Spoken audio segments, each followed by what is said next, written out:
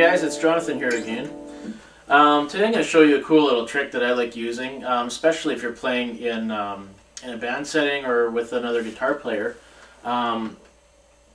Unfortunately, you see a lot of times you'll have two guitar players up there and they're playing exactly the same thing, right? Everyone's playing the G, C, D open chords, right? Well, this is a cool little trick that you can use to kind of break away from what the other person's playing, even if you just stick to the chords.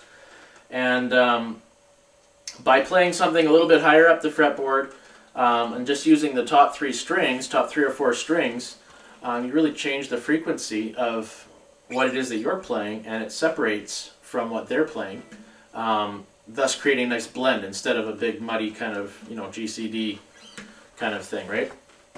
So what we're going to do is we're going to take the open D chord formation, which you should know by now, and just briefly to explain, with an open D, the root note is on the fourth string, right? So if we kind of mute the fourth string, then the root becomes on the B string, right? This is where the D is in that. Out of those three notes, the D is found on the B string. So we're going to run with that, and we're just going to move that little formation.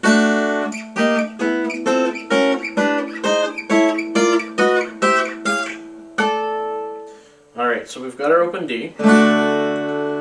Now, remember we're muting the fourth string, so we're only playing strings 1, 2, and 3. If you move it up one fret, that gives you a D sharp. Another fret is E. Compared to an open E, right? It's the same thing. So then if we keep on moving up, we get an F, F sharp, G, G sharp, A sharp, B, C, C sharp, and D again, right? So that's the octave. So you can actually play that. Sounds kind of cool sometimes if you go between the two.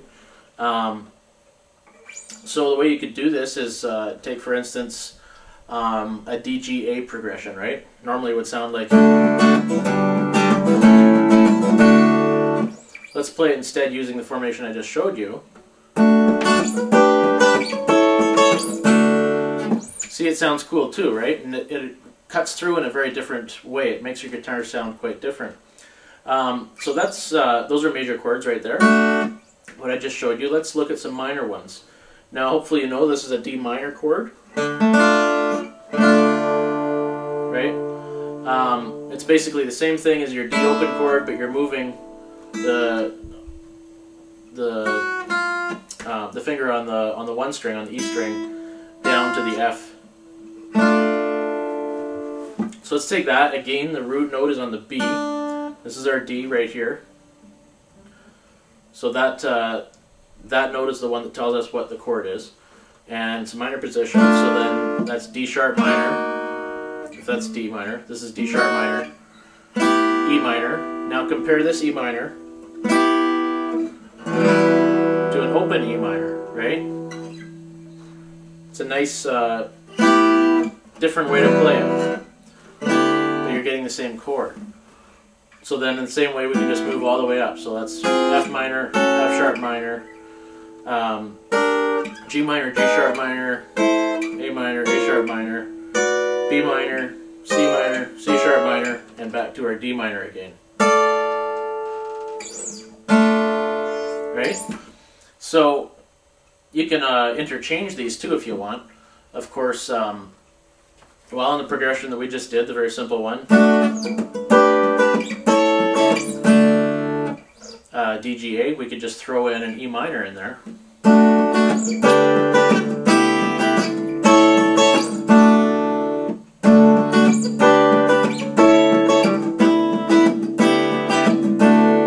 I'm just making these up, so they don't sound that great, actually.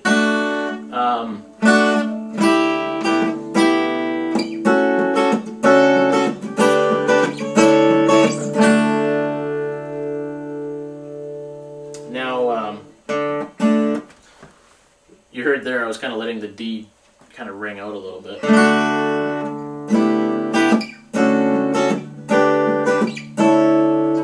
actually works if you're playing in the key of D, as I am right now, DGA. That's the key of D. However, normally you'd want to be muting that fourth string.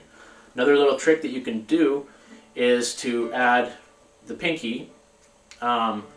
If this here is our root note, that's D, right? So let's look at the G chord instead. Up here, what we're going to do is we're going to add the pinky finger on the fourth string at the 9th fret. And what that does is it adds a B to our G chord. And if you remember from open G, there's already a B in the G chord, right? It's a third of the G root note. So we can do that, and then you can just keep that same formation now for all of the different chords, and it just kind of thickens up that chord a little bit more. Allows you to play the fourth string, which is kind of handy and sounds good. You could even play it open too if you want, but you're missing out on the open D.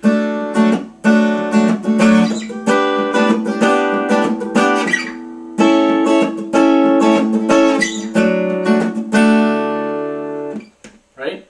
So I hope that gives you something to play with.